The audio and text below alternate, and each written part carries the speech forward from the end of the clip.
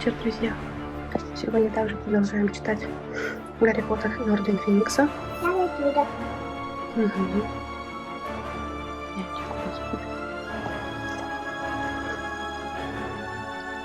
Люда сейчас молится. Начнем читать. Да? Угу, хорошо. Глава у нас сегодня 23. Рождество в изоляторе. Так вот почему Дамблдор не смотрит ему в глаза. Боится увидеть злой взгляд Волан-де-Морта.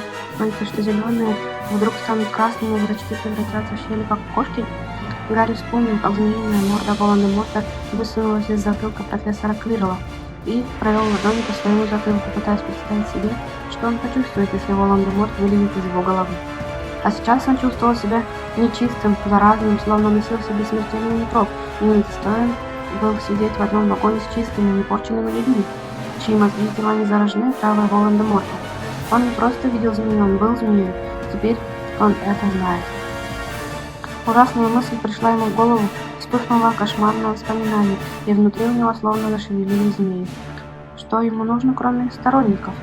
То, чем он может завладеть только из-под тишка, некое подобие оружия, то, чего у него не было в прошлый раз. «Я это оружие», — подумал Гарри, и будто яд потек по его жилам, и весь он покрылся холодным потом, мчащимся по темному туннелю в вагоне. Я то, что хочет использовать Волан-де-Морт. Вот почему ко мне представляют охрану всюду, куда бы я ни пошел. Не меня защищают, а других людей. Только это не помогает. Они не могут постоянно держать кого-то при мне в Хогвартсе. Это я напал вчера ночью на мистера Уизли. Я. Волан-де-Морт меня заставил, и, может быть, сейчас сидит во мне и слушает мои мысли. «Гарри, милый, что с тобой?» — шепотом спросила миссис Уизли в грохочущем вагоне, перегнувшись через Джинни. «Ты плохо выглядишь. Тебе не здоровится?» Он яростно замотал головой и стал смотреть на рекламу страхования недвижимости. «Гарри, ты правда не заболел, милый?» — озабоченно спросила она, когда они огибали нестриженную травяную площадку посреди площади Грима. «Ты такой бледный. Ты хотя бы выспался утром? Иди сейчас же в спальню, часика два поспи до ужина, хорошо?» Он кивнул. Вот и удобный повод не разговаривать с остальными, как раз то, о чем он мечтал. Поэтому, когда она открыла парадную дверь, он быстро прошел мимо подставки для зонтика в форме ноги тролля и поднялся в их с Роном спальню. Тут он стал ходить зад-вперед мимо двух кроватей и пустой рамы Финиаса Найджелуса, снова и снова возвращаясь к тем же вопросам и строя все более ужасные предположения. Как он сделался змеей? Может быть, он анимаг? Нет, он знал бы. Может, Волан-де-Морт анимаг? Да, это похоже на правду. Волан-де-Морт запросто может превратиться в змею.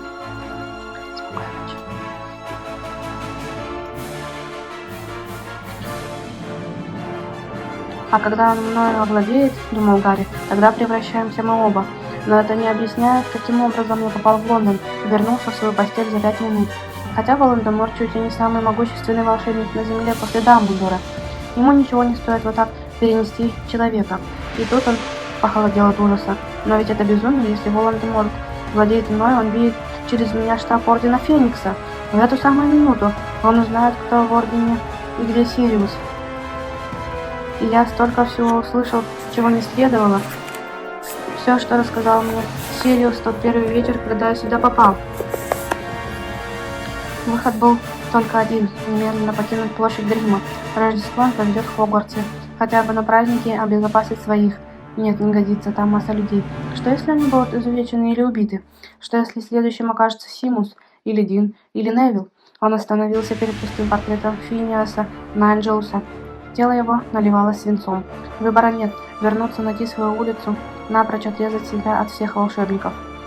Раз так, подумал он, нечего тут торчать, стараясь не думать о том, как отреагирует Дурсли. Увидев его у себя на пороге 6 месяцами раньше положенного, он подошел к чемодану, захлопнул и запер его. Огляделся по привычке, ища взглядом Пуклю, вспомнил, что она еще в Хогвартсе. Хорошо, одной вещью меньше, клетку не надо тащить. Схватился за чемодан, поволок к двери, но на полпути его остановил сильный голос. «Удираем, кажется?» Он обернулся, на портрете снова возник Финиас Найджелус. Прислоняясь к раме, он насмешливо наблюдал за Гарри. «Не удираем, нет», — кратко ответил Гарри и протащил чемодан еще шага на 2. «Я думал, — сказал Финиас Найджелус, поглаживая остроконечную бородку, — что принадлежность к Гриффиндору предполагает в человеке смелость, сдается мне, что вы уместнее были бы на моем факультете Слизерина. Мы, слизеринцы, смелы, но не глупы, в частности, когда есть выбор. Мы всегда предпочитаем спасти свою собственную жизнь. Я не свою жизнь спасаю, отрезал Гарри, волоча чемодан по особенно неровному месту изъеденного молью ковра, уже перед самой дверью. «Ах, понимаю», — сказал Финиас Найджелс, все так же поглаживая бородку. «Это не трусливое бегство. Вы хотите быть благородным». Гарри не пожелал ответить и уже взялся за ручку двери, но тут Финиас Найджелс лениво произнес: «У меня для вас послание от Альбуса Дамблдора». Гарри повернулся кругом. «Какое? Оставайтесь на месте». «Я и стою», — сказал Гарри, не отпуская ручку. «Так какое послание? Я только что передал его вам, болван», — хладнокровно ответил Финиас Найджелс. «Дамблдор говорит, оставайтесь на месте». «Почему?» — Гарри опустил чемодан. «Почему он хочет, чтобы я остался? Что еще он сказал?» «Ничего, абсолютно», — ответил Финиас Найджелс и вздернул тонкую черную бровь, словно показывая, что считает Гарри нахалом. Злость поднялась в душе Гарри, как змея из высокой травы. Он был измучен, совершенно растерян. Он пережил ужас, облегчение и новый ужас за эти 12 часов, и все равно Дамблдор не желает с ним говорить. «Вот как иначе», — громко сказал он, — «оставайтесь на месте? И это все, что могут мне сказать после того, как на меня еще и дементоры напали? Сиди тихо, Гарри, взрослые без тебя разберутся? Чего тебе объяснять? Все равно не поймешь своим маленьким умишкам». «Знаете», — еще громче него заговорил Финиас Найджелс, — «именно из-за этого я ненавидел преподавание. Молодые нечеловеческие убеждены, что абсолютно правы во всем. Вам не приходило в голову, мой бедный надутый индючок, что у главы Хогвартса есть веские причины не делиться с вами мельчайшими деталями своих планов? Лелея свои обиды, вы ни разу не задумались о том, что приказ Дамблдора никогда не приносили вам вреда? Нет, нет, как все молодые люди, вы совершенно уверены в том, что только вы способны думать и чувствовать. Вы одни чуете опасность. У вас одного достанет ума проникнуть в замыслы темного лорда». «Значит, он замышляет как-то использовать меня?» — быстро спросил Гарри. «Разве я это сказал?» — вопросом на вопрос ответил Финиас Найджелс, праздно разглядывая свои шелковые перчатки. «А теперь извините, но у меня есть дела поинтереснее, чем выслушивать жалобы подростков. Всего наилучшего». И вышел за край портрета. «Ну и идите», — заорал Гарри пустому холсту, — «и передайте Дамблдору мою благодарность ни за что». Холст хранил молчание. Разъяренный Гарри подтащил чемодан обратно к изножью кровати и повалился ничком на изъеденное молью покрывало. Он закрыл глаза, все тело налилось тяжестью и ныло. Ощущение было такое, как будто он прошел пешком сотни миль. Казалось невероятным, что меньше суток назад Джоу Джан подходила к нему под Амелой. Он так устал. Он боялся уснуть, но не знал, долго ли сможет бороться со сном. Дамблдор велел остаться. «Значит, наверное, можно спать?» Но страшно. Что, если это случится снова? Он погружался во тьму. И словно только этого, дождавшийся, в голове начал крутиться фильм. Он шел по пустынному коридору к черной двери, между грубых каменных стен и факелов, мимо дверного проема, за которым каменная лестница уходила влево и вниз. Он подошел к черной двери, но не может ее открыть, и стоит, глядит на нее в отчаянии. За ней то, чего он жаждет всей душой, несказанная награда. Если бы только перестала дергать шрам, тогда бы он мог отчетливее соображать. «Гарри!» — послышался где-то вдалеке голос Рона. «Мама говорит, ужин готов, но если ты не хочешь вставать, она для тебя оставит». Гарри открыл глаза, но Рона уже не было в комнате. «Он не хочет оставаться со мной наедине», — подумал Гарри, после того, что услышал от Грима. Да, никто не захочет терпеть его в этом доме, зная, что у него внутри. Он не пойдет ужинать, не станет обременять их своим обществом. Он повернулся на другой бок и вскоре опять уснул. Спал долго, проснулся только ранним утром, с голодной болью в животе. На другой кровати храпел Рон. Едва разлепив глаза, Гарри увидел темные очертания Финиаса Найджелса на портрете и подумал, что Финиас, наверное, послан Дамблдором проследить, чтобы он на кого-нибудь еще не напал. Ощущение оскверненности стало еще сильнее. Он готов был пожалеть, что послушался Дамблдора. Если такая жизнь ожидает его теперь на площади Грима, уж лучше было бы действительно убраться на Тисовую улицу.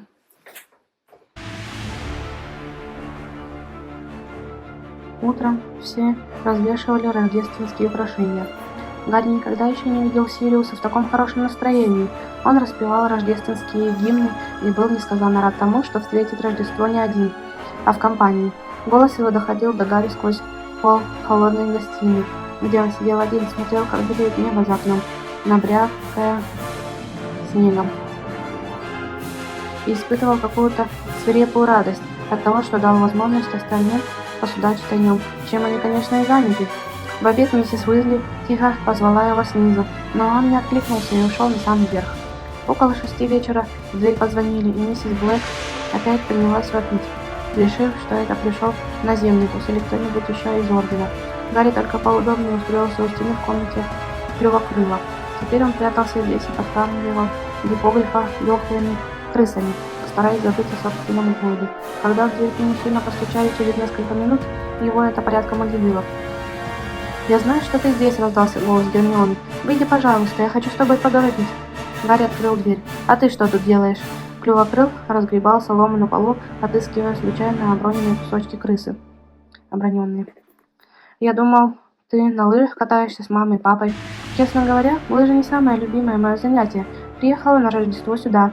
В волосах у нее был снег, лицо раскраснелось от мороза. Только не говори...»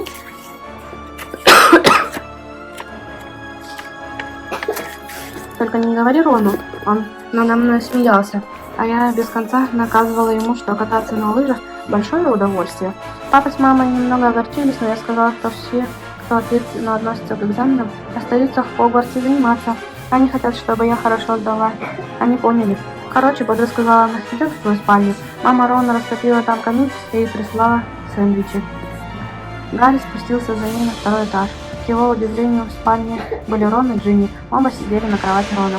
«Я приехала на автобусе «Ночной рыцарь», — беззаботно сообщила Гермиона, снимая куртку. «Дамблдор еще вчера утром сказал мне, что случилось, но пришлось дождаться официального окончания семестра.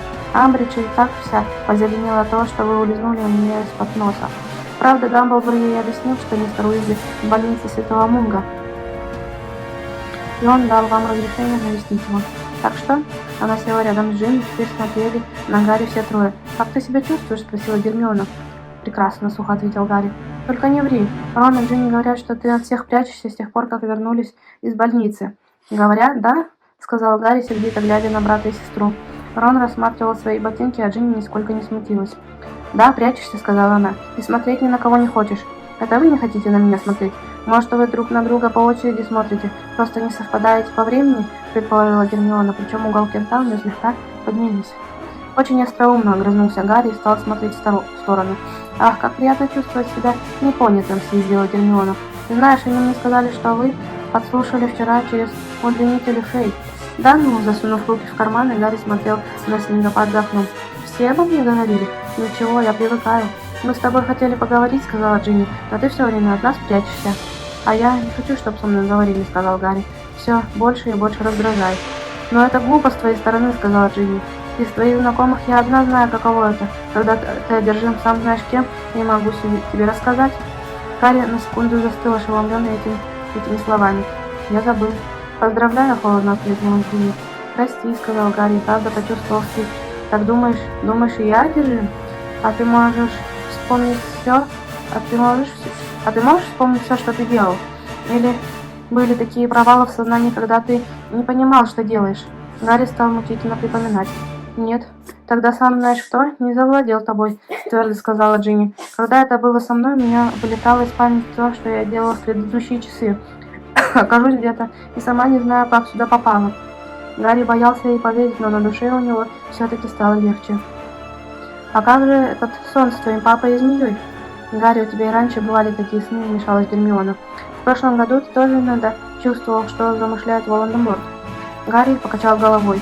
«В этот раз было не так. Я был внутри змеи, как будто сам был змеей. А вдруг это Волан-де-Морт перенес меня в Лондон? Тогда не будь Гарри», — с большим раздражением сказала Гермиона. «Ты все-таки прочтешь историю Хогвартса, и, может быть, она напомнит тебе, что с территории Хогвартса нельзя трансгрессировать. Даже Волан-де-Морт не в силах заставить тебя вылететь из спальни». «Ты не покидал своей постели, понял?» — сказал Рон. «Ты сучил ногами во сне не меньше минуты, пока мы тебя будили». Гарри снова заходил по комнате. То, что они говорили, было не только утешительно, но и звучало здраво. Не отдавая себе отчета, он схватил с тарелки сэндвич и чуть не целиком запихнул в рот. «Все-таки я не оружие», — подумал он. Сердце его наполнилось радостью, и он готов был присоединиться к Сириусу, который протопал мимо их двери к лестнице наверх, распевая во весь голос «Храни тебя Господь, веселый гипогриф». И что ему взбрело справлять Рождество на Тисовой улице? Радость Сириуса от появления гостей, и особенно Гарри, была заразительна. Он уже не был хмурым гостеприимцем, как летом. Теперь он был полон решимости подарить ребятам не меньше, а то и больше удовольствий, чем доставил бы им праздник в Хогвартсе. Он трудился без устали, с их помощью убирая и украшая дом, и к сочельнику дом стал неузнаваем. Потускневшие люстры опутанные были теперь не паутиной, а гирляндами из астролиста, золотой и серебряной канителью. На вытертых коврах искривились сугробы волшебного снега. Большая елка, добытая наземникусом и украшенная живыми феями, заслонила от глаз родословное дерево Сириуса. На засушенные головы эльфов нацепили красные колпаки и белые бороды, как у Санта-Клауса. Проснувшись рождественским утром, Гарри увидел гору подарков, а Рон уже разворачивал свои, тоже из порядочной мурки. Отмененный улов в этом году, сообщил он за вороха бумаги. Спасибо за неплохой компас, получше подарка от Гермионы. И дал планировщик домашних заданий. Гарри разобрал свои и тоже дошел сверток, записанный рукой Гермионы. В нем оказалась книжка, похожая на дневник, только когда ты раскрывал его на любой странице, она громко возвещала что-нибудь вроде «Завтра, завтра, не сегодня». Так ленивцы говорят. Сириус и Люпин подарили ему превосходную книжную серию под названием «Практическая защитная магия и ее использование против темных искусств» с прекрасными, движущимися иллюстрациями всех контрзаклятий и заговоров. Гарри с интересом пролистал первый том. Очень нужная вещь для занятий. О.Д. Хагрид прислал коричневый меховой бумажник с клыками и задумано, вероятно, как устройство против карманников, но, увы, Гарри не мог положить туда деньги ввиду неизбежной потери пальцев. Томпс подарила маленькую действующую модель молнии. Глядя, как она летает по комнате, Гарри пожалел, что у него нет полноразмерного варианта. От Рона он получил колоссальную коробку ароматного горошка от Чипи Уизли, как всегда, джемпер, ручной вязки и пирожки с изюмом и орехами, а от Добби ужасающую картину, судя по всему, собственной работы, только он перевернул ее. Посмотреть, не лучше ли она выглядит с изнанки, как с громким хлопком перед кроватью возникли Фред и Джордж. «Веселого Рождества!» — сказал Джордж. «Погодите спускаться». «Почему?» — спросил он. «Мама опять плачет», — угрюмо ответил Фред. Перси вернул ей рождественский джемпер. «Без записки», — добавил Джордж. «Ни об отце не спросил, ни сам к нему не сходил. Ничего».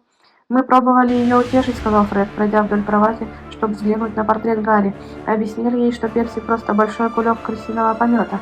«Не помогло», — сказал Джордж, угощаясь шоколадной лягушкой. «Теперь Люпин нас сменил, так что лучше подождать завтраком, пока он ее развлекает».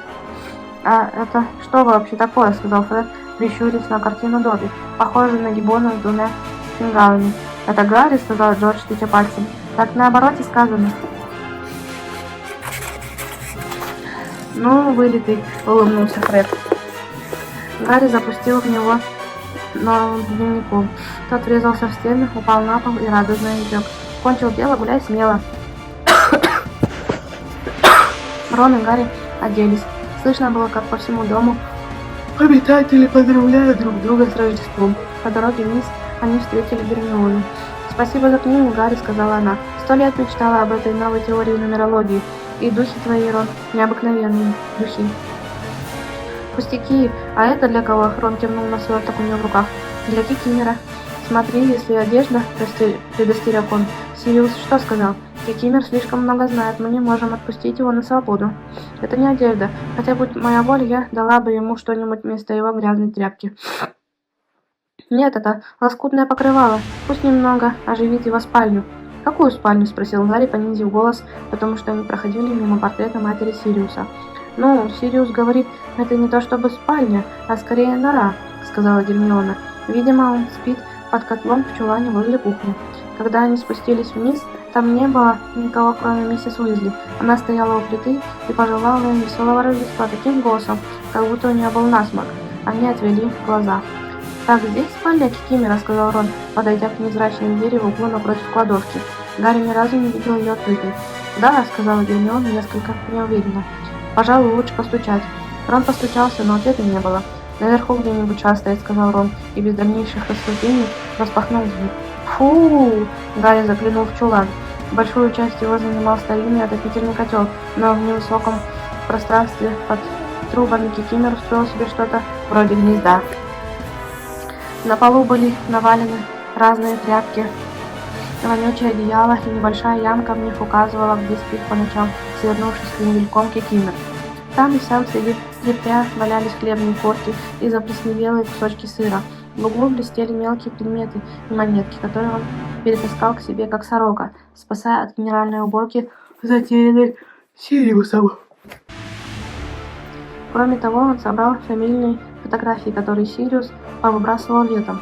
Стекло на иных было разбито, что не мешало маленьким черно-белым ребишкам надменно глядеть на Гарри. В частности, у него ёкнуло в животе темноволосой даме с тяжелыми веками, суд, над которым он видел в омуте памяти Дамблдора.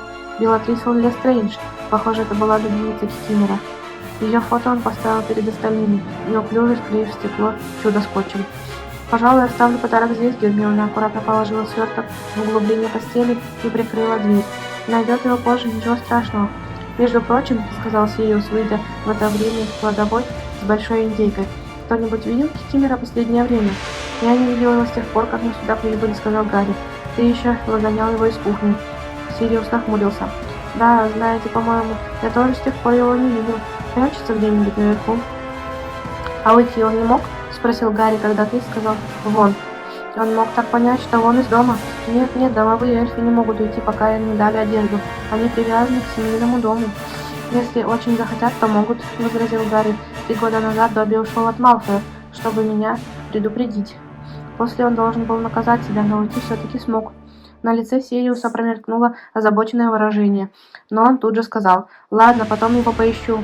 Где-нибудь наверху сидит, льет слезы над панталонами моей мамаши или еще чем». Конечно, мог заползти в вентиляционный шкаф и умереть, но надеяться на это не смею. Фред, Джордж и Рон рассмеялись. Гермиона же посмотрела на него сукоризной. Покончив с рождественским обедом, с мистером Уизли, Гарри и Гермионой собрались навестить мистера Уизли в сопровождении Люпина и Грозного Глаза. К пудингу и бисквиту со сливками подоспел наземникус с позаимствованным автомобилем, поскольку в Рождество метро не работало. Гарри сомневался, что машина позаимствована на согласие владельца. Заклинанием ее увеличили, как в свое время Форт Англию, и хотя снаружи она выглядела обычно, в ней удобно разместились в 10-ром, включая водителя наземникуса. Миссис Уизли долго колебалась перед тем, как залезть. Гарри понимал, что подозрения насчет наземникуса борются в ней с ней любовью к путешествиям без магии, но в конце концов мороз на улице и мольбы детей взяли верх, и она соизволила сесть между Фредом и Биллом. До больницы Светлого Мунга доехали быстро. Движение на улицах было маленькое. Редкой цепочкой, крадучись по безлюдной улице, двигались к больнице волшебники и волшебницы. Гарри вылез с остальными из машины, а наземникус отъехал за угол, чтобы ждать их там. С незаинтересованным видом подошли к витрине, где стоял манекен в зеленом передничке, и по одному прошли сквозь стекло. Приемное отделение выглядело по-праздничному уютно. Хрустальные шары, освещавшие больницу, окрасились в красный и золотой цвет и превратились в огромные сияющие рождественские игрушки. Во всех углах искрились елки, усыпанные волшебным снегом, обвешанные сосульками, и каждая была увенчана золотой звездой. Сегодня тут было не так людно, как в прошлый раз, хотя на полпути к дверям Гарри оттолкнула в сторону волшебница с японской чашкой в левой ноздре. «Семейный спор, а?» — усмехнулась блондинка за столом. «Сегодня было у меня 3-е. Недуги от заклятий. 5-й этаж». Мистер Уизли сидел в постели с подносом на коленях. Только что, кончив ужинать с индейкой, на лице у него было слегка виноватое выражение. «Все налаживается, Артур?» — спросила миссис Уизли после того, как они поздоровались с ним и вручили подарки. «Все отлично», — сказал мистер Уизли как-то чересчур бодро. «Ты, не виделась с целителем Сметником?» «Нет, а что?» — насторожилась она. «Ничего, — беспечно ответил он и стал разворачивать подарки. «Хорошо провели день? А вам что подарили? Ох, Гарри, это просто чудо!» Он развернул подарок: электрический шнур и набор отверток. Миссис Уизли не вполне удовлетворил ответ мужа. Когда он наклонился, чтобы пожать Гарри руку, она взглянула на повязку под ночной рубашкой. «Артур», — отрывисто сказала она, и это было похоже на хлопок защелкнувшейся мышеловки. «Тебе сменили повязку. Почему ее сменили на день раньше?» «Мне сказали, что до завтра это не понадобится». «Что?» — сказал мистер Уизли довольно испуганно. «Да нет, это так, да просто». Он как будто даже съежился под пронзительным взглядом жены. «Ну, только не расстраивайся, Молли, у Августа сепсиса идея. Он целитель-стажер, знаешь, приятнейший парень и очень интересуется, дополнительной медициной. В смысле, старым магловскими средствами. Это называется швы. Молли, они очень хорошо заживляют раны у магла». Миссис Уизли издала угрожающий звук, нечто среднее между визгом и рычанием. Люпин отошел от кровати к оборотню, который тоскливо смотрел на толпу, окружавшую Уизли. Самого его никто не навещал. Билл пробормотал что-нибудь прочь выпить чаю. Фред и Джордж вскочили, улыбаясь, и сказали, что пробудят его. «Не хочешь ли ты сказать, — заговорила миссис Уизли, с каждым словом повышая голос и не обращая внимания на то, что ее спутники начинают разбегаться, — что балуешься магловскими лекарствами?» «Молли, дорогая, это не баловство!» — умоляющим голосом произнес мистер Уизли. «Это просто мы с Августом решили попробовать, но, к сожалению, при такого рода ранах этот метод не так хорошо действует, как мы надеялись. То есть, видишь ли, не знаю, известно ли тебе, что такое швы. Ты пробовал сшить на себе кожу, так я поняла?» Со свистящим грозным смехом сказала миссис Уизли. «Нет, даже ты, Артур, не до такой степени глуп». «Я бы тоже выпил чаю», — сказал Гарри и вскочил со стула. Гермиона, Рон и Джинни чуть ли не бегом устремились за ним в двери. Когда она захлопнулась за ними, они услышали крик миссис Уизли. «Что значит это просто общая идея?» «Типичный папин заскок», — качая головой, сказала Джинни. «Швы, надо же. Если рана не магическая, они очень помогают», — рассудительно заметила Гермиона. «Видимо, что-то в яде этой змеи растворяет их. Интересно, где тут буфет?» «На шестом», — сказал Гарри, вспомнив указатель над столом «Привет, ведьма». Они прошли по коридору, потом через несколько двойных дверей и очутились перед ветхой лестницей. Просим прощения.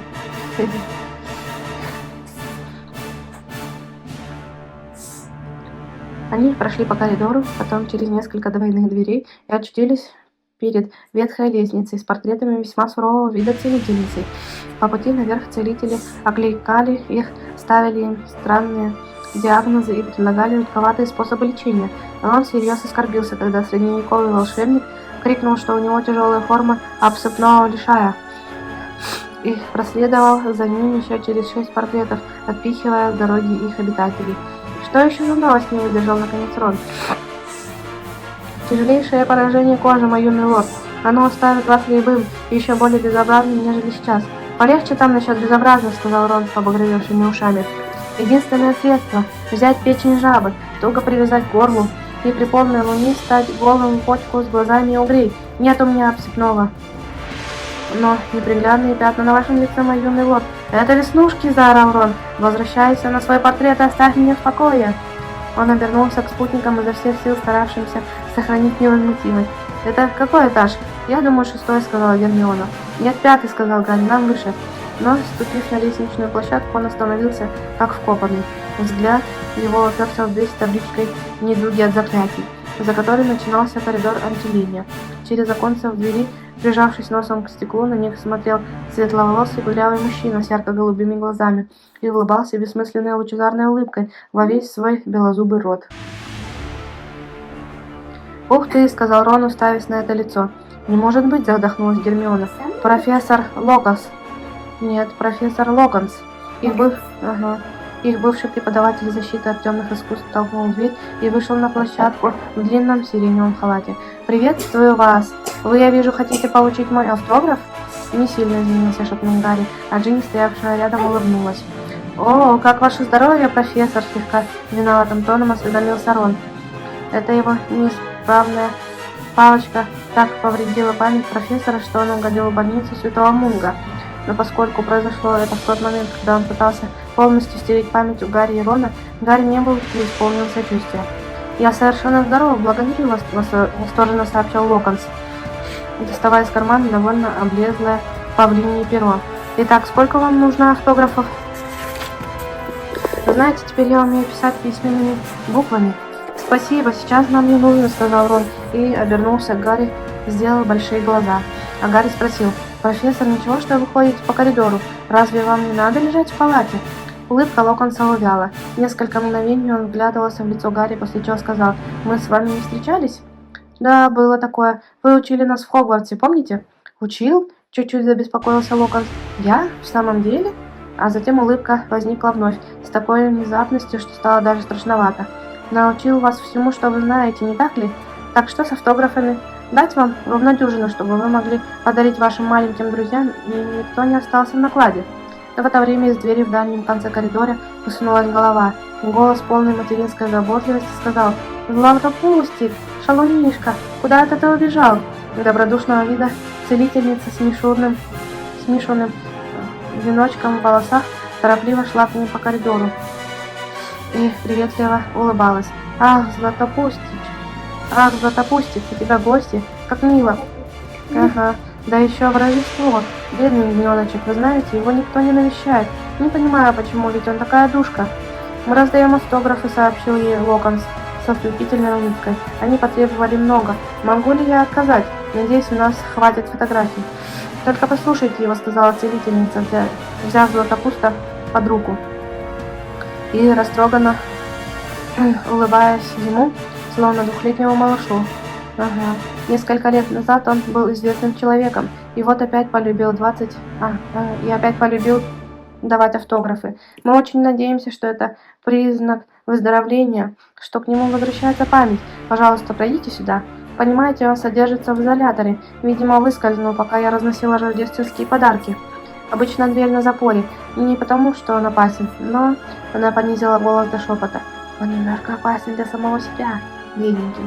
Не помнит, кто он, уходит и не знает, как вернуться. Как мило, что вы пришли его навестить. Да, мы... Рон беспомощно показал на потолок. В общем-то, мы... Но целительница выжидательно улыбалась им, и растерянное бормотание Рона хотели выпить чаю, повисло в пустоте. Они грустно переглянулись и поплелись за Локонсом и целительницей по коридору. «Только недолго», — шепнул Рон. Целительница направила волшебную палочку на дверь палаты Януса Тики и произнесла: «Алахамора». Дверь распахнулась, и, крепко держа Златопуста под руку, она ввела его в палату и судила в кресло возле кровати. «Здесь пациенты на длительном лечении», — тихо объяснила она ребятам. «Непоправимые повреждения от заклятий.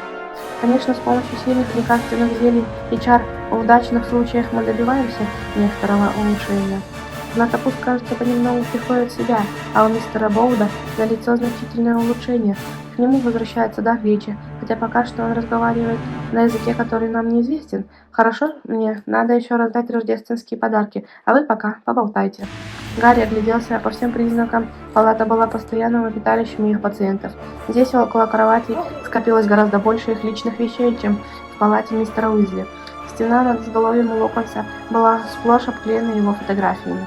Он ослепительно улыбался с каждой и приветственно махал посетителям. Многие из них он подписал самому себе детскими печатными буквами. Как только целительница поместила его в кресло, Златопуст потянул к себе новую пачку фотографий, схватил перо и стал лихорадочно их подписывать. Хорошо. «Можете положить их в конверты», — посоветовал он Джейн, бросая ей на колени одну за другой по мере подписания. «Вы знаете, меня не забыли. Нет, я получаю кучу писем от поклонников. Глэдис Гаджин пишет каждую неделю. Хотел бы знать, почему». Он замолк в легком недоумении. Потом опять расцвел улыбкой и с новой энергией принялся за автографы. «Видимо, причиной моя прекрасная внешность». Напротив лежала траурного вида землистым лицом волшебник и смотрел в потолок. Он что-то бормотал себе под нос, как будто не замечал окружающего. Через одну кровать от него располагалась женщина. Вся голова у нее обросла шерстью. Гарри вспомнил, как на втором курсе нечто похожее произошло с Гермионой. К счастью, тогда это явление оказалось временным. В дальнем конце палаты две кровати были отгорожены цветастыми занавесками, что больные и их посетители могли отдохнуть от посторонних глаз. «А это тебе явно весело», — сказала целительница, улучшая стистой женщине маленькую стопку рождественских подарков. «Видишь, тебя не забывают. И сын прислал сову. Пишет, что навестит тебя вечером. Как приятно». Агнес несколько раз кивнула, гавкнула. «А тебе, Бродерик, смотри, прислали цветок в горшке и красивый календарь с разными забавными иероглифами на каждый месяц. С ними будет веселее, правда?» Целительница подошла к Барматуну, поставила на тумбочку довольно уродливое растение с длинными качающимися щупальцами и волшебной палочкой прикрепила к стене календарь. «О, миссис Долгопупс, вы уже уходите?» Гарри крутанул головой. Занавески в дальнем конце были раздвинуты, и по проходу между кроватями шли двое посетителей. Могучего вида старуха в длинном зеленом платье с изъеденной молью лисой и в остроконечной шляпе, украшенной ничем иным, как чучелом стервятника. Позади нее, нога за ногу, удрученный Невилл. И тут Гарри осенило, кто эти двое в дальнем конце палаты. Он стал озираться, чем бы отвлечь друзей, чтобы Невилл вышел незамеченным, чтобы к нему не пристали с расспросами, но Рон тоже оглянулся, услышав фамилию Долгопупс, и прежде чем Гарри успел остановить его, крикнул «Невилл!». Невилл вздрогнул и съежился, словно мимо просвистела пуля. «Невилл, это мы!» Рон вскочил. «Ты видел? Локон здесь! Ты к кому приходил?» «Твои друзья, Невилл, дорогой!» — любезно сказала его бабушка, направляясь в компанию. У Невилла был такой вид, будто он предпочел бы провалиться сквозь землю. Пухлое лицо его налилось багровой краской, и он старался ни на кого не смотреть. «Ах, да!» — сказала бабушка, приглядевшись к Гарри, и подала ему морщинистую и как бы когтистую руку. «Да-да, конечно, я знаю, кто ты. Невилл очень тебя ценит». «Спасибо», — сказал Гарри, пожал ей руку. Невилл не смотрел на него. Он потупился еще больше, потемнел и еще больше потемнел лицом. «А вы, несомненно, Уизли», — продолжала старуха, царственно подавая руку сначала Рону, а потом Джинни. «Да, я знаю ваших родителей. Не близко, конечно, достойнейшие люди. А ты должна быть Гермиона Грейнджер». Гермиона была поражена тем, что старой даме известно ее имя, но руку исправно подала. «Да, Невилл про тебя рассказывал. Выручала его не раз, правда? Он хороший мальчик». Старуха кинула на внука сурово оценивающий взгляд, но, боюсь, не унаследовал отцовского таланта. Она кивнула в сторону дальних кроватей, при этом чучело стервятника у нее на голове угрожающе заколыхалось. «Что?» — изумился Рон. Гарри хотел наступить ему на ногу, но сделать это незаметно в джинсах гораздо труднее, чем в мантии. «Это твой папа там?» «Что я слышу, Невилл?» — строго сказала старая дама. «Ты не рассказал друзьям о родителях?» Невилл глубоко вздохнул, посмотрел на потолок и помотал головой. Гарри не помнил, чтобы кого-нибудь еще ему было так тяжело, еще ему было так жалко, но помочь сейчас Невиллу ничем не мог. «Тут нечего стыдиться, сердито сказала миссис Долгопупс. Ты должен гордиться ими, Невилл». «Гордиться? Нет, для того не пожертвовали душевным и физическим здоровьем, чтобы их стыдился единственный сын». «Я не стыжусь», — пролепетал Невилл, по-прежнему не глядя ни на кого из друзей. Но он пристал на цыпочки, чтобы увидеть больных в том конце. «Интересно, ты это демонстрируешь», — сказала старая дама. «Моего сына и его жену», — продолжала она, величественно повернувшись к Гарри и остальным. «Пытками довели до безумия сторонники вы знаете кого». Джинни и Гермиона прижали ладони к рту. Рон перестал тянуть шею и в направлении родителей Невилла и мгновенно скис. Они были мракоборцами и очень уважаемыми людьми в волшебном обществе. «В волшебном сообществе», — продолжала старая дама. «Чрезвычайно одаренные оба. Я...» «Да, Алиса? Что такое, дорогая?» К ним незаметно подошла мать Невилла в ночной рубашке. Совсем не так углолицая счастливая женщина с фотографией первоначального ордена Феникса, которую Брюм показывал тогда Гарри. Лицо у нее исхудало и состарилось, глаза на нем казались огромными, а волосы поседели, стали жидкими и тусклыми. Она как будто не хотела заговорить, а может вообще не могла и только делала какие-то робкие движения, протягивая что-то Невиллу. «Опять?» — с легкой усталостью в голосе сказала ее свекровь. «Очень хорошо, дорогая, очень хорошо. Невилл, возьми все равно, что это». Но Невилл уже протянул руку, и мать уронила в нее пустую обертку от лучшей взрывающейся жевательной резинки Друблс. «Это прелесть, дорогая», — сказала бабушка Невилла наигранно веселым голосом и погладила невестку по плечу. А Невилл тихо сказал: «Спасибо, мама». Алиса засеменила к своей кровати, напевая без слов. Невилл с вызовом посмотрел на ребят. «Давайте, мол, смейтесь». Гарри подумал, что за всю свою жизнь не видел ничего менее смешного. Ну что ж, пора домой восвояси, вздохнула миссис Долгопупс, натягивая длинные зеленые перчатки. Рада была познакомиться с вами, молодые люди.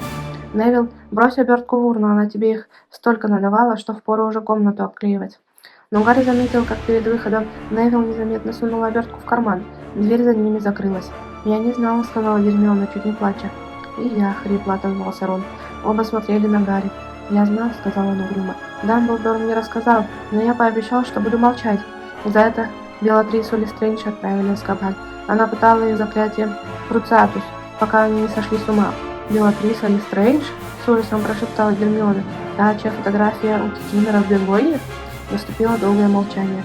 Нарушил его сердитый голос Локонса. «Слушайте, я зря, что ли, учился писать письменными буквами?» На этом глава окончена. Следующая глава 24. Аффлюменция. Желаю вам добрых снов.